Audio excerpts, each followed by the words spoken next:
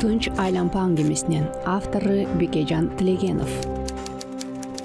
Ал кезде мен Борбордук комитетте казак адабиятын жетектеп тургам. Ошондо эң оболу жазуучу Ильяс Исенберлин эң аеосуз жаманатты кылуунун курмандыгы болгон. Анын китептери жарык көргөн сайын Борбордук комитетке нааразы болгондордун бүтүндөй кирбендери келер эле. Алар төмөнкү мазмундагы анонимдүү каттарды жазышкан. Сыйкырдуу кылыч романынын аталышы жана ошого жараша анын мазмуну каймана мааниде болот. Кылычтын кош миздүү бычагын кошуна өлкөлөргө багыттаган миздүү элди элестетет. Казактын жоокердик духун даңазалоо меймандоос, тынчтыкты сүйгөн элибиз үчүн зыяндуу жана коркунучтуу. Китепти 20-кылымдын коммунист жазуучусу эмес, 15-кылымдагы хан ордосунун жылнаамачысы жазгандай ойду жаратат. Романда хандардын, султандардын теги, жашоо турмушу, ордо интригалары кеңири сүрөттөлүп, карапайым элдин ойлору, идеялары эске алынган эмес.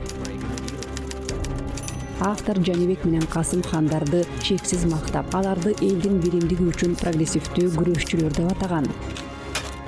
Автор казактар Египет, Иран, Кытай, Орусиянын тарыхында бар имиш деп белгилөө менен ошол элди басынтып жатат. Бул казактардын артыкчылыгын көрсөтөт, аларга карама каршы коет. Андан улам улуттардын ортосунда жараканын жаралышына алып келүүдө. Улуу жүздүн ролун улуу мартабалап, башкаларды басынтат. Өзгөчө кичүү жүзгө кайдыгер карайт. Анын уруулук кадыр баркын басынтууда. В моих руках одна из самых знаковых книг за всю историю казахской литературы. Трилогия «Кочевники» Ильяса Исенберлина. Менин колумда казак адабиятынын тарыхындагы эң көрүнүктүү китептердин бири турат. Ильяс Исенберлиндин Көчмөндөр трилогиясы дүйнөнүн 30 тилинде 50 жолу басылып чыккан. Жалпы нускасы 3 миллионго жакынды түзгөн. Бирок ушул китеп жана анын автору окурманга жетүү үчүн кандай гана татаал жолду басып өткөнүн билген адамдар аз болсо керек. Ал эң татаал цензурага дуушар болгон. Басып чыгарууга уруксаат берилген эмес. Авторго каршы улутчулдук жана феодалдык буржуазиялык өткөндү романтикалаштыруу деген көптөгөн айыптар илинип, акыры алар анын ден соолугуна зыян келтирген. Бирок китеп ошонун баарына карабастан өз доорун тапкан. Ал казак элинин даңктуу өткөн тарыхынын рухун чагылдырган бестселлерге айланса, Ильяс Исенберлин эң жаркын жана сүйүктүү жазуучулардын бири, маданиятыбыздын жана руханий мурасыбызды сактоочу катары тарыхта калган.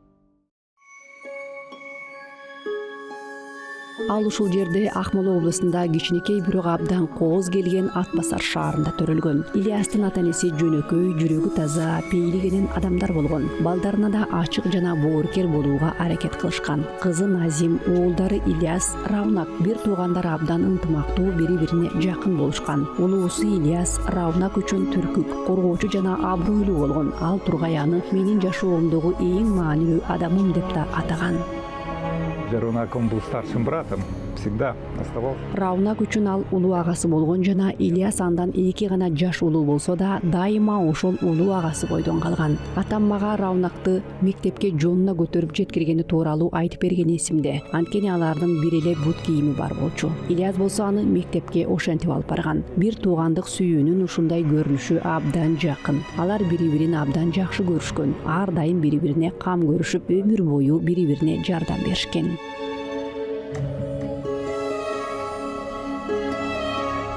Мемориалдык тактасы бар бул үй Исенберлиндин үй бүрөсү ушул жерде бактылуу жашап жүргөн учурду дагы деле эсте сактап келет. Ар дайым ошондой болот деп сезилчү.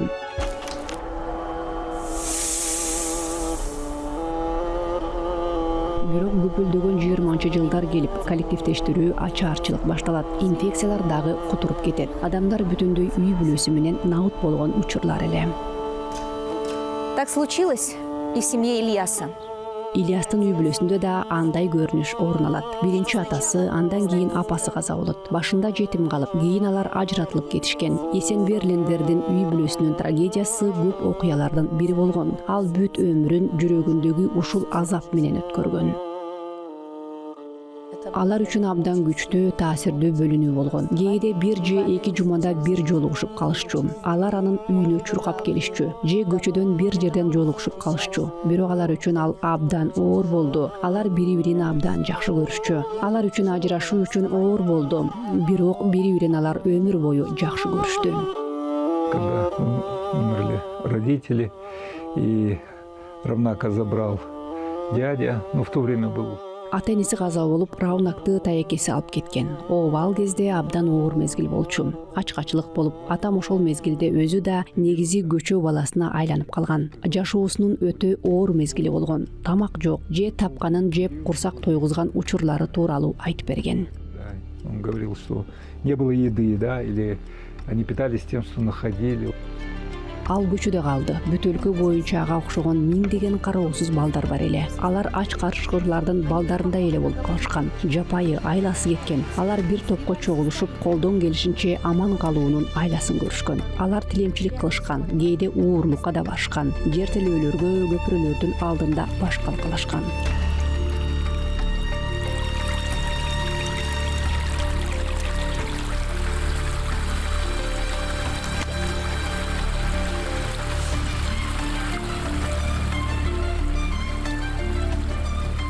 Атбасарские беспризорники обычно...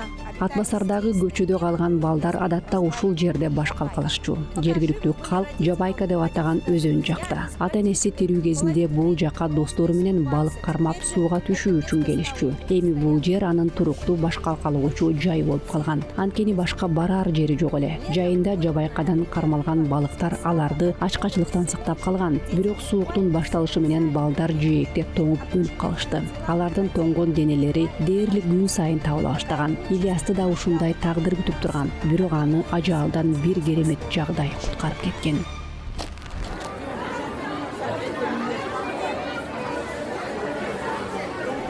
Да, 21 января, в день смерти Ленина, по городу был рейд. Дежурные ходили. Ооба 3 айынын 21-нде Ленин дүйнөдөн кайткан күнү шаарда рейд жүрүп нөөмөчүлөр кыдырышкан. Алар ошол кароосуз калган балдарды Атбасар шаарындагы көпүрөсүнүн астынан ачка чалажан жаткан жеринен таап алышкан. Аларды тапканда баары абдан кир, начар кийинген, ачка эле. Мына ошол рейд учурунда балдардын тобун таап, аларды алып кетишип, жуунтуп, тамактандырып, балдар үйүнө жайгаштырышкан. Көпүрөнүн астында жашаган күн түндөн кийин бул жер ага бейиштей эле сезилген. Бирок анын жан дүйнөсү дагы эле азаптанып келген. Ата-энесин, бир тууган энесин, баары чогуу жашаган ошол сонун бактылуу учурду сагынчу. Коркунучтуу чындыктан ал адабият дүйнөсүнө качып кетти. Бактыга жараша балдар үйүндө китепкана бар экен. Ал ойлонуп табылган баатырлардын дүйнөсүнө бүтүндөй сүңгүп кирип кетет. Ой чабыттар ага белгисиз өлкөлөрдү, эр жүрөк рыцарларды жана сулуу айымдарды көз алдына тартып берген. Адабият ага тынчтык таап, ызадан, ачуулануудан ажыраганга жардам берди. Андан кийин ал алгачкы баяндарын жаза баштады. Но не надо забывать, что очень большие исторические события происходили в этом регионе. Рядом с Атбасаром находится Улутау. Бирок олуттуу тарыхый окуялар дал ушул аймакта өткөндүгүн да унутпашыбыз керек. Атбасарга жакын жерде Улутау облусту орун алган. Ал эми ал сүрөттөп жаткан баатырлардын баары Алтын Ордо дооруна чейинки биздин казак урууларына байланыштуу. Элди бириктирүү үчүн кандай салгылашуулар, кандай окуялар болуп өткөн. Анан элестеткиле, Совет доорунда биздин маданиятыбызда, тарыхыбызда, илимибизде социалисттик реализм деген термин болгон. Андан чыгып кетпеш керек эле. Андыктан баары бир алкакта болуп шектелип калышкан. Анан ал тарых кандай болсо ошондой болуш керек деп ойлогон. Ал казак калкынын уламыштарда, салтында тарбияланган.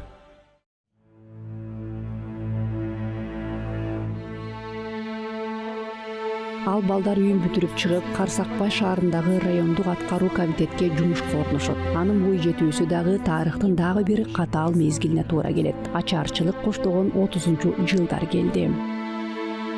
И вот он в это время, какое-то время работал Ал мына ошондой кезеңде бир канча убакыт аралыгында райондук аткаруу комитетинде иштеп, ачкачылыкта жүргөндөргө жардам берип, ал оор, катаал мезгилди өзү да өз көзү менен көргөн. Анан дагы ал учур Казакстан эли үчүн да коркунучтуу мезгил болгон деп эскерген. Ал сынып калган жок, ачуулангандык эмес. Жаш Ильяс Исемберлин убактысынын ири бөлүгүн окууга арнаган, адал эмгектенди. Ал университетке тапшырууга даярдануу үчүн курстарга тапшырган. Андан соң Алматыдагы Тоо металлургия институтуна тапшырган. Студенттер агымынын арасынан аны байкабай коюу мүмкүн эмес эле. Адабияттын аркасы менен кеңири сөз байлыгына, кооз, сабаттуу сүйлөөгө ээ болгон. 1937 Казак ССРнин алгачкы конституциясын кабыл алган. Казакстан советтеринин биринчи өзгөчө съезди өткөн. Исемберлин ошол съездге делегат болуп шайланган. Сегодня в 4 часа утра, без всякого объявления войны, германские вооруженные силы атаковали границы Советского Союза. Фашисттик Германиянын басып кириши жөнүндөгү кабар бардык мерчемдерди талкалаган. Жаш Ильяс Исемберлин оорукта калса болмок. Ал жакта билимдүү жаштар керек болчу. Жазуучу талантын идеологиялык иштерге, жоокерлерди шыктандырууга жумшаса болмок. Бирок оорукта отургандан уялган. Эр адам колунда курал алып, мекенин коргоого тийиш деп Исемберлин фронтко аттанып кеткен.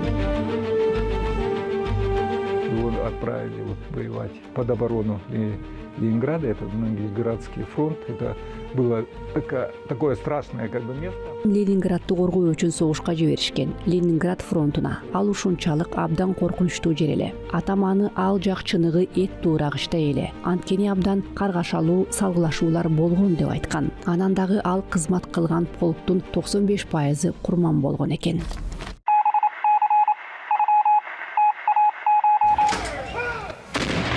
Түндүк батыш фронту Старая Руса шаарынан жакын жерде айгышкан салгылашуулар жүрүп жатат. Ильяс бутуна кадрлар бөлүмү жаңыланып жаракат алат. Кан көп жоготуп ооруканага жеткирилген. Дарыгерлер бутун сактап кала алышкан. Башында аны кесип салабыз дешкен эле. Натыйжада Ильяска наркозсуз 2 жолу операция жасалган. Андан улам кызматка жараксыз деп бошотулган. Ал Казакстанга кайтып келди. Бирок бутунун аксаганы өмүрүнүн акырына чейин сакталган. Бир буту экинчисинен кыскараак болуп калган.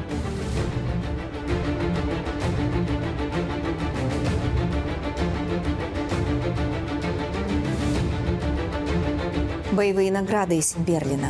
За боевые заслуги. Исемберлиндин согуштагы артыкчылыгы үчүн жана Ленинградты коргоодогу үчүн аскердик сыйлыктарын алган. Согушту өз көзү менен көрүп, ал тууралуу көп жазчудай сезилген. Бирок андай болгон жок. Согуш темасы анын чыгармаларында бир гана жолу, Айша поэмасында жолугат. Ал тууралуу эскерүүлөрүн эч ким менен бөлүшкөн эмес. Алар өтө оор жана коркунучтуу болгон. То такое время военное, вы знаете, сюда многие театры. Мына ошол согуш жылдарында өзүңөр деле билесиңер да, ал жактан көптөгөн театрлар эвакуацияланган. Ошентип ал опера театрында иштеп, Евгений Брусиловский менен таанышып калат. Анын ар дайым умтулуусу болгон. Ал окуган болсо да Тоо инженер эле. Албетте анын чыгармачылыкка ынтызарлыгы абдан олуттуу эле. Албетте ал акын катарда, кийин жазуучу катарда ошол кезде өзүн көрсөтө алган. Опера театрында бир аз иштеп, анан аны мурдагы саясий инструктор болгондон улам партиялык органдарга иштөөгө чакырышкан. Казакстан Компартиясынын борбордук комитетинин инструктор болгон.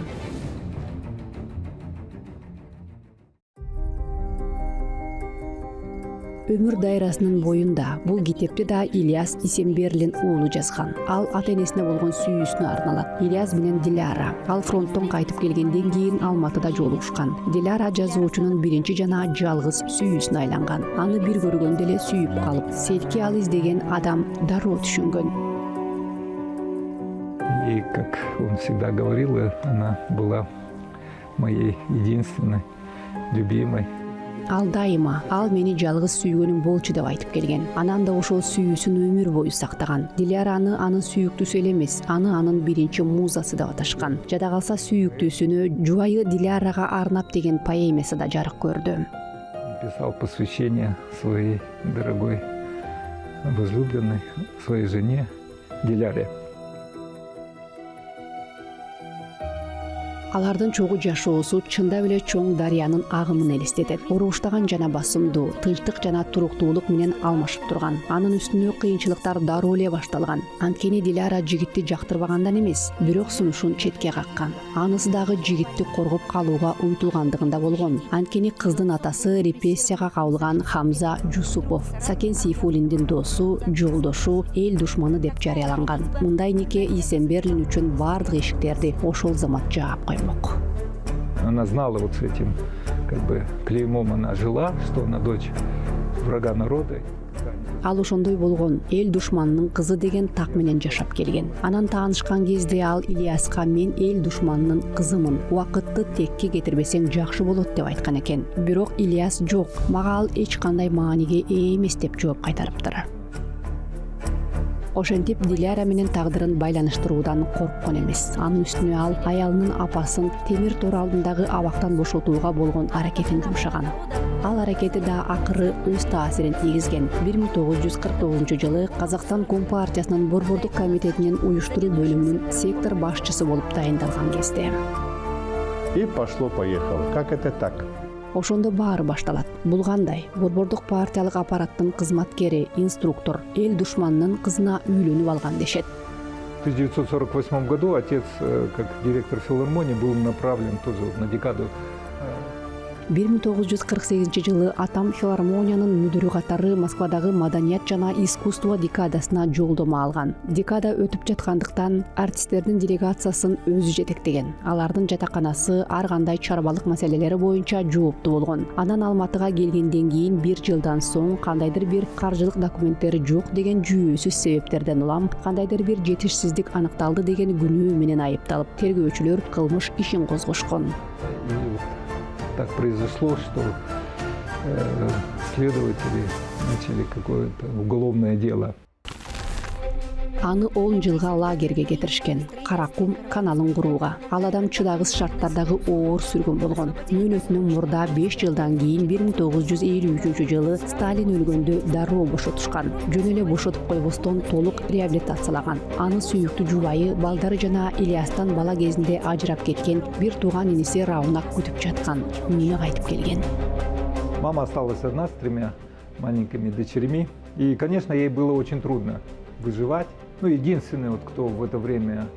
Апам колундагы 3 кичинекей кызы менен жалгыз калган. Албетте анын жашоосу абдан кыйын болгон. Бирок ошол убакытта колдоп, жардам берген жалгыз адам албетте атамдын бир тууган иниси Раунак эле. Ал колдон келген жардамын берип турчу. Кызыгы ай сайын Орусиядан 200 рубльдан кээде кышкы кийимдер менен таңактарды жөнөтүп турган. Аябай кам көрчү. Ал өзү да ошол кезде абдан оор учурду башынан өткөрүп жаткан. Анткени ошол кезде жубайы каза болуп, анын да колунда 2 кичинекей кызы калган эле. С 2 маленькими дочками на руках.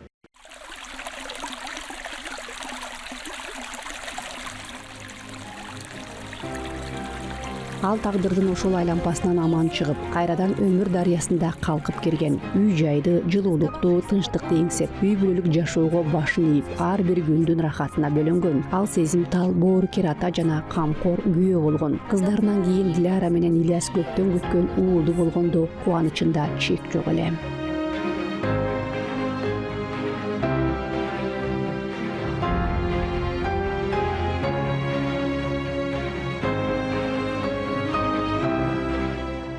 Несмотря на тяжелое прошлое и отсутствие карьерных перспектив, Өмүрүнүн татаалдыгына жана кийин карьерасынын жоктугуна карабастан Есенберлин шыктанган. Ал калемди эңсеп, абакта отурганда бир топ адабий сюжеттерди, образдарды ойлоп тапкан. Анын эркиндикке чыккандан кийинки алгачкы чыгармасы Адам тууралуу Казал романы болгон. Ошол жылдары партиядан чыгаруу деген чындыгында адамды эсептен чыгаруу, чийип салуу дегендикке тең келген. Демек партия ага ишенбейт, жооптуу кызматтарга алынбашы керек дегенди. Анан дагы ал адам да кескен көзөмөлгө алынганын билдирген. Есенберлиндин таланты ушунчалык жаркын жана кайталангыс болгондуктан анын партияга кайра алынышына Динмухаммед Конаев өзү жардам берүүнү чечкен. Ал 1958-жылы Казакфильм кино студиясына ишке орношуусуна жардам берген. Есенберлинге казак киносунун чебери Шакен Айманов менен иштешүү бакыты буйрган. 1962 жылы Казак мамлекеттик адабият басмаканасынын редактору болуп дайындалган. Ал эми 1965 жылы Көчмөндөр аттуу өлбөс үчилтигинин үстүндө иштей баштаган. Ал Ильяс Есенберлинден ошол китептери элдин ойгонушу эле. Ал укмуштуу да нерсе болгон. Менин айткым келгени азыр көптөгөн тарыхый китептер чыгып жатат. Ооба, Абиш Кекилбаевдин тарыхый темага арналган сонун китептери чыкты. Бирок Ильяс Есенберлинден жакшы эч ким жаза элек. Элибиздин тагдырын Ильяс Есенберлиндин китептери аркылуу байкоого болот. Анан дагы Ильяс Есенберлин казактын интеллигент адамы. Бирок анын китептеринде олуттуу бороон, күчтүү дух, улуттун духу камтылган. Алар чыгармачылыктын азаптары эмес эле. Алгачкы Кахар китеби 3 айдын ичинде шыктануу менен жазылган. Бирок ал 2 жылдан кийин гана жарык көрдү. Цензура ошончолук убакытты алган. Романдын башкы каарманына айланган хан Керейнин издандыгына болгон мамиле экияча эле. Первая книга вот отца как раз была посвящена этому хану. Атамдын биринчи китеби ошол ханга Кенесары Касымовго арналып, албетте ал китеп ушунчалык чоң дүрбөлөңгө түшүп, бомба сыяктуу дароо эле бестселлерлерге айланган. В один момент стало, в 3 дня эту книгу все раскупили, и она стала очень популярной. Ал китепти 3 күндүн ичинде баарын сатып кетишкен. Абдан популярдуу болгон. Аны айылдарда да, шаарларда да баары окугусу келип, дал ошол эле китептин аркасында абдан атактуу болуп кеткен. В этот же период как бы началась такая травля. Про него вышло несколько статей в газетах. Бирок ошол учурда ал жөнүндө гезит беттерине бир нече макалалар чыгып, китеп популярдуу эмес, Казакстандын тарыхына, чыныгы тарыхына карама-каршы келет деген өңдүү макалалар жарыяланган. Үчилтиктин Алмаз кылыч деп аталган экинчи китеби Сыйкырлуу кылыч да андан кем калбаган Кара Санатай сынга кабылган. Сынчыларга аталышынан тартып, казактардын феодалдык өткөн дооруна сүңгүп кеткенине чейинкиси жакпай калган. Я помню, он сильно переживал. В итоге все эти обвинения вылились в то, что его стали как бы называть даже националистом, приостановили издание второго. Мына ошол айыптоолордун баары акыры аны улутчул деп атай баштагандыгына абдан тынчсызданганы эсимде. Улутчулдукка жана жарым-жартылай ошол кезде унутта калып басып чыгарууга тыюу салынган. 2-3 китепти басып чыгарууну токтотушкан. Анын баары ага да абдан оор тийген. Ал казак элинин баатырдык тарыхын, казактын өзүнүн улуу тарыхын сүрөттөгүсү келген. Анткени ал кезде казактар чындыгында феодализмден дароо эле социализмге өтүп кеткени жана эч кандайча, мындайча айтканда улуу тарых болгон эмес деп чечпеленип келген. Турмуштун кыйынчылыгына чыдап, эрте жетимдикти, ачкачылыкты, суукту, согушту, оор эмгекти башынан кечирип, түнү уктабай, басма союзунун жыйындарынан кайтканда, же гезиттен ага каршы дагы бир чындыкты, чабуулду окуп калганда абдан жабыркаган. Я хочу сказать, что писал-то кто? Рядовой человек не мог написать. Айтайын дегеним кимдир бирөө эле жазган. Карапайым адам андай жаза албайт болчу. Анткени Ильяс абройлуу эле. Дегенкисин алганда ал абдан абройлуу болгон. Анан ошол абройду башка бир адам талкалаш керек эле. Ал абройлуу эмес, бирок ошол адам бир кезде Сакен Сейфуллин, Алихан Бөкейхановду, Ахмет Байтурсуновду өзүнүн каралоосу менен өлүм жазасына түрткөн. Алар эми Сакен Сейфуллин, Алихан Бөкейханов, Ахмет Байтурсунов өлгөндөн кийин өздөрүн классик деп эсептешкен. Анан күтүлбөгөн жерден дагы бир классик пайда болду. Эмне үчүн классик? Анткени ал улуттук духту билдирген. Ал Ильяс Есенберлин болчу.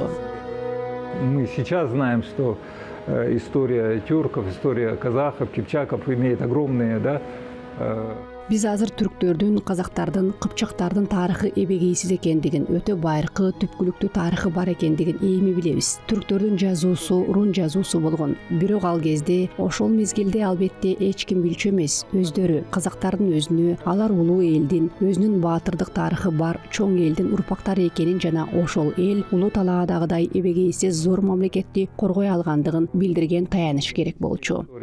И что этот народ сумел отстоять такое огромное государство, как Ал өзүнүн баатырларын Абылай ханды, Кенесарыны, ошол эле учурда Коркут атаны, Асан Кайгы, Букар жыраны жанданткан. Ошол баатырлардын баары элдин эсинде болчу. Бирок ошонун баарын чогултуп, мейкиндикте убакытта көрсөтүү өтө кыйынга турган. Ал 20 жыл иштеди. Эми анын баары ишке ашпай калышы мүмкүн эле. Ошондуктан ал абдан тынчсызданды. Ага абдан кыйын болгон. Было очень трудно. И на протяжении 20 лет он работал, и все это вот сейчас могло...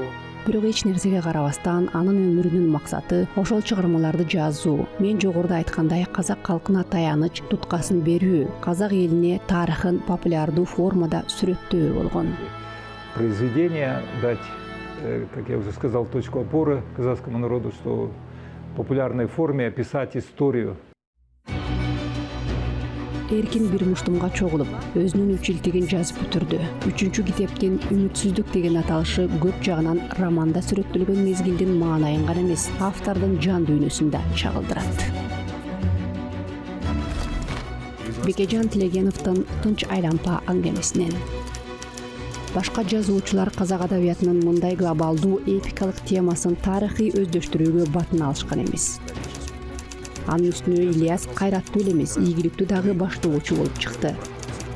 Аны ошонусу үчүн жек көрүштү. Аталган факты жарандык, эрдик деп кароого алышкан эмес. Тескерисинче алар чыгармачылыкты, кемчиликтерди, өткөн улутчулдукту даңазалоону, башка бирөөнүн идеологиясын пропагандалоого, аң сезиминин бышып жетилбегендиги, дүйнө таануусунун чектелүүлүгү, начардыгы дегендерди таап чыгышкан. Ал тууралуу анын бетин эле айтышкан, ошентип кодулашкан. Бир аз мурдараак болсо аны эл душманы деп жемелеп, ага карабастан ойлонбостон туруп аны жок кылышмак. Ар жерде урушуп, бут тосуп, кемсинтип, ар кайсы эшикти каккылап, болушунча жамандап жатышты.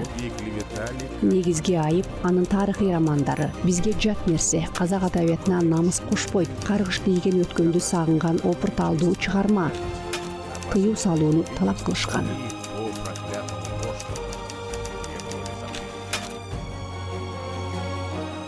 Ошонун баарына карабастан роман барган сайын популярдуулукка ээ болуп, ал Тургай эстердин Лениндик сыйлыгына көрсөтүлгөн. Бирок бул жерде да кесиптештердин көрө албастыгы бүткүл союздук таанылууга тоскоолдук кылган. Сыйлык комитети Казакстандан келген анонимдүү каттарга толуп, акырында ал сыйлык грузиялык жазуучуга ыйгарылган. Анонимдүү каттар толуп кетип жатты. Казак элинин оорусу ошол. Ал көрө албастыгы көрүнүктүү жазуучуларга жогорку сыйлыкты алууга мүмкүнчүлүк берген жок. Ооба, ал жараткан образдар Абылай хандын, Абылкайырдын, Кенесарынын жана башка инсандардын, тарыхый инсандардын образдары албетте казак элинин жаралгандыгын көрсөтүү. Эсибизге сала кетели. Тарыхый темада Ильяс Исемберлин гана эмес, Ануар Алимжанов, Абиш Кекилбаев, Мухтар Магауин да жазган. Башкача айтканда, жазуучулар тарыхчыларды ойготту. Андан кийин 1975 жылы Олжас Омарович Сүлейменовдун эң чоң Азия китеби жарык көрдү. Ал быйыл 50 жашка толду. Дагы бир ирет белгилеп кетейин. Дал адабиятчылар илимден, адабияттан алдыга озуп чыккан. Алар казактын аң сезимин ойготкон. Впереди науки, впереди литературы, и они будили казахское самосознание. И вот однажды Рымгали Нургали мне рассказал такой случай. 1980... Анан бир күнү Рымгали Нургали мага бир окуяны айтып берди. 1982 жылы биз Москванын жанында эс алып жүргөнбүз дейт. Ал жакта чыгармачылык кызматкерлердин эс алуу үйлөрү бар эле. Күндөрдүн биринде биз тамактанып отурганбыз. Капыстан жаныбыздан белгилүү башкыр акыны Карим Мустай өтүп кетти. Похлопал по плечу, говорит, а, казахские батыри. Бизди көрүп токтоп, далыбыздан таптап сүйлөй берди. Казак баатырлары кандайсыңар анан деп. Бирок ошол эле учурда ал казак баатырлары деген сөздү шылдың катары айткандай болду. Ошондо мен ага башкир агабыз, биз жакшы жашап жатабыз деп жооп берүүгө аргасыз болдум дейт. Но потом спрашиваю, говорит, ага, а почему вы с такой иронией нас назвали?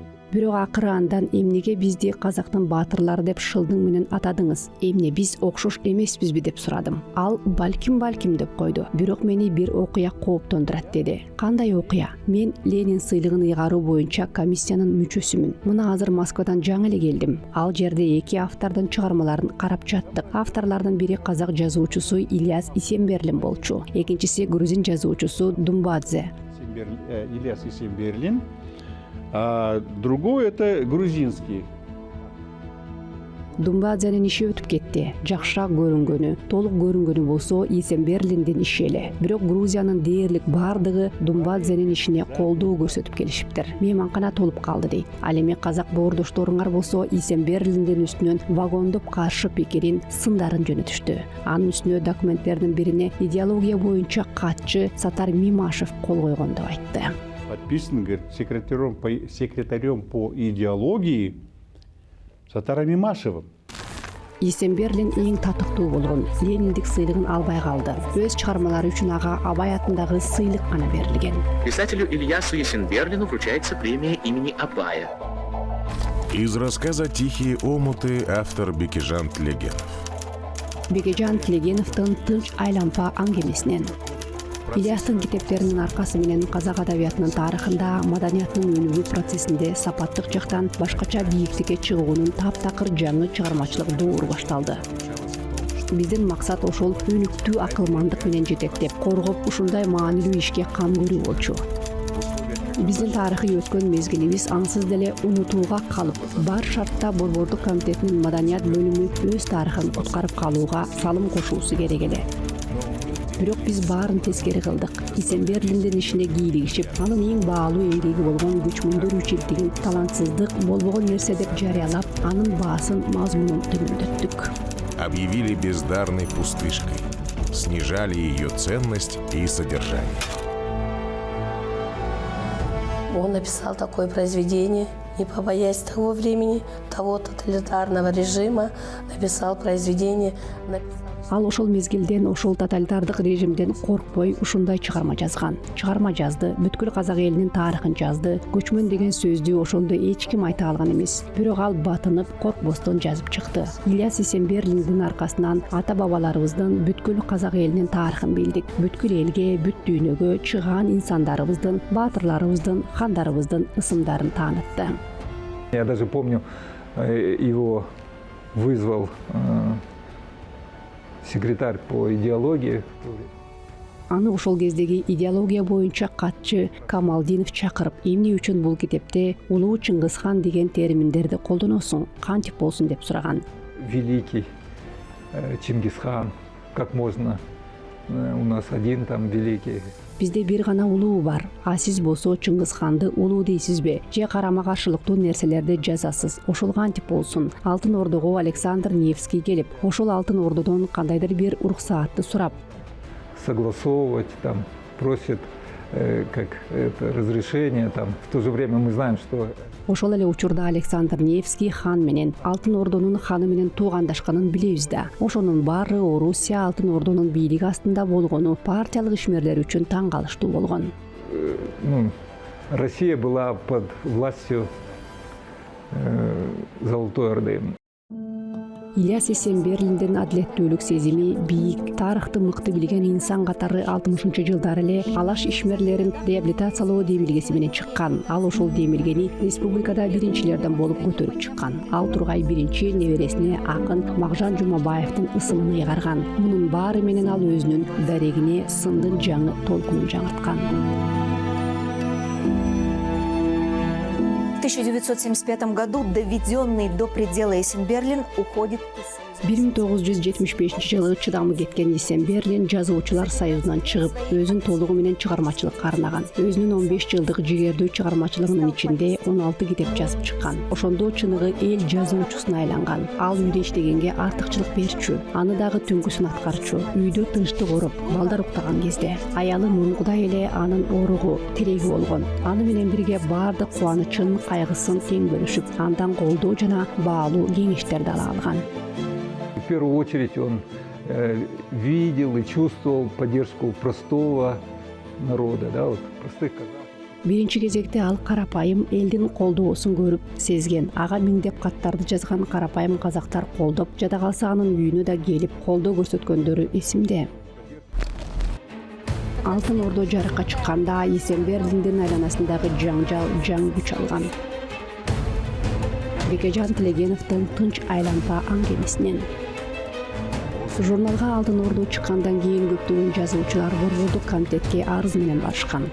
Алар Жулдыз Исемберлиндин Алтын Ордону даңктаган зыяндуу китебин басып чыгарып жатса, кайда карап жүрөсүңөр дешкен. Эгерде силер жыйынтык чыгарбасаңар жана чара көрбөсөңөр, анда биз Москвага КПСС борбордук комитетине чейин барабыз деп айтышкан. Кыскасы Исемберлин узакка куугунтукталган. Борбордук комитет анын китептеринин санын атайын эсептеп чыккан. Алардын басылып чыгуу нускасын, алган калем акыларын эсептешкен, нааразы болушкан. Ошентип Исемберлин 10 жылдык талыкпаган эмгегине жеке кызыкчылык деген баа беришкен. Ошол чыныгы масштабтуу жазуучу ар бир элдин сыймыгы боло алмак. Ал эми биз биригип алып, анын ден соолугунун начарлашына, акыры өмүрүнүн кыскарышына салым коштук. Биз аны чындап эле талкалап бүттүк. Ал болсо жатып албай өзүнүн Алтын Ордосун коргоп жүрүп, инфаркт алып жүрөгү кармап каза болду. Вся эта травля, критика сказалась на его здоровье, и он скончался от обширного инфаркта сердца. Ошол куугунтуктун баары, ошол түшүнбөстүктүн баары сын пикирлер анын ден соолугуна таасирин тийгизип, инфаркттан каза болду. Башкача айтканда анын жүрөгү жарылып эле кетти. Ооба, акыркы жылы мен айтып кеткендей, Алтын Ордо үчүн көчмөндөр чыксын деп күрөштү. Алтын Ордо үчүн күрөштү. Анын өмүрү ошол тарыхый китептер үчүн күрөш менен өттү. К сожалению, эта поездка его последняя. Он из Москвы не вернулся. Тилекке каршы бул анын акыркы сапары болду. Ал Москвадан кайтып келген эмес. Ал күн эсимде. 1983-жылы 9 айы. Алматынын кубанычка толгон кереметтүү күндөр эле. Ал эми мына бул алып деректер улуу инсанды акыркы сапарга узатып жаткан ардактуу кароолдой болушту. Анын башында турган, тепкичтерде турган аксакалдар аны менен коштошуп жатышты. Ал улуу инсан менен акыркы жолугушуу болду. Это был последний встреча с великим человеком. Урок будущему, что такого не должно повториться, что нельзя завидовать таланту. Мындай кайталанбасын. Талантка ичи чыкпай, эрки токтобойт. Элдин эркиндиги токтобойт. Кадимки тарыхы, жүрүп жаткан тарыхын, табигый багытын токтотууга болбой тургандыкты билгендиктен, келечек үчүн сабак болушу керек. Ал эми тарых болсо, кандай болушу керек болсо, прогресске карай ошондой баа жаратат. Ар бир муун өзүнүн эски муунун өркүндөтөт. Ошондуктан Ильяс Исемберлин өз элинин кыялын чыгармаларында чагылдырган. Воплотил мечту своего народа.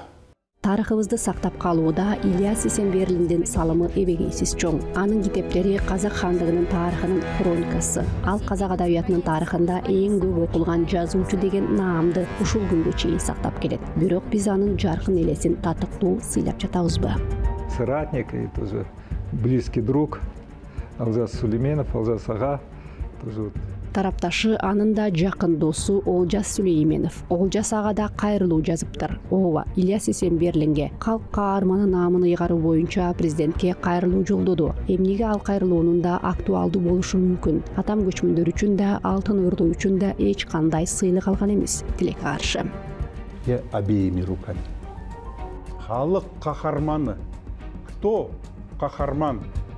Мен кош колдоп колдойм. Калк каарманы. Бауыржан Мамышуулу болсо ким каарман? Аны эмне күтүп турганын билип, ошол китепти, ошол тарыхый китептерди жазууга киришип, аны чыгарган Ильяс Исемберлин каарман болбосо, анда ким каарман? Написание за вот этих издательских романов. И поэтому я думаю, что имя Ильяса Исемберлина будет жить. Ошондон улам казак эли жашап жаткан мезгил аралыгында Ильяс Исемберлиндин аты кылымдар бою жашай берет деп ойлойм. Казактын улуттук демилгеси өкүм сүрүп турган аралыкта ал өзүнүн өмүрүн татыктуу, жаркын жашап өттү. Анын өмүрү көптөгөн муундарга мыкты өрнөк боло алат. Ата мекенге кызмат кылуу, элине кызмат кылуу дегендей. Служение Отечеству, служение своему народу. Приходит время умирать человеку, и уже ничего нельзя ни поправить, ни вернуть. Убакыт өтөт. Адамдын да бул өмүрдөн өтө турган убагы келет. Эч нерсе оңдоого, артка кайтып келүүгө болбой калат. Ажалдын жаны жок. Анан 100 жыл жашасаң да ар дайым туура эмес убакытта келет. Эгерде ажалдын жаны болгон болсо, адамзат айтып жаткан наалаттардан уялмак. Бирок адам канчалык көп жашабасын, анын артында аткарылбай калган кыялдары кала берет. Демек Кудайдын жана адамдардын эсинде ар бир адам өмүрү өткөн жылдар менен эмес, жасаган иштери менен бааланат. до чего мудр мой бедный народ. Кроме тебя, кроме казаха, никто эту жизнь... Байкуш элим кандай гана данышмансың. Сенден башка, казактан башка эч ким бул жашоону жалган, башкача айтканда алдамчылык зыкым деп атаган эмес. Ырас жашоо алдамчы, учкул болуп чыкты. Бир көз иримемде эле өтүп кетти. Ильяс Исенберлин. В памяти Бога и людей жизнь каждого человека оценивается не прожитыми годами, Кудайдын жана адамдардын эсинде ар бир адам өмүрү өткөн жылдар менен эмес, жасаган иштери менен бааланат. Дал ушул акылман сөз биздин каарман тууралуу тасманы жыйынтыктаса болот. Анын жолунда көрө албастар кандай гана тоскоолдуктарды жасабасын, ал баары бир чыгармачылыгы, орун алган кырдаалга карабастан, баш тартпастан позициясы менен алардан кыйла өйдө турду. Ал алардын астында ийилген жок, бирок идеологияга жагуу үчүн үгүт романдарын жазган жок. Кагаз бетине жүрөгүн чындап толкунданткан нерселерди төгүп жүрө берди. Ошонун өзү чыныгы талант жана убакыттан тышкары турган генийлик, түгөлүктүүлүк. И гений вне времени вечный.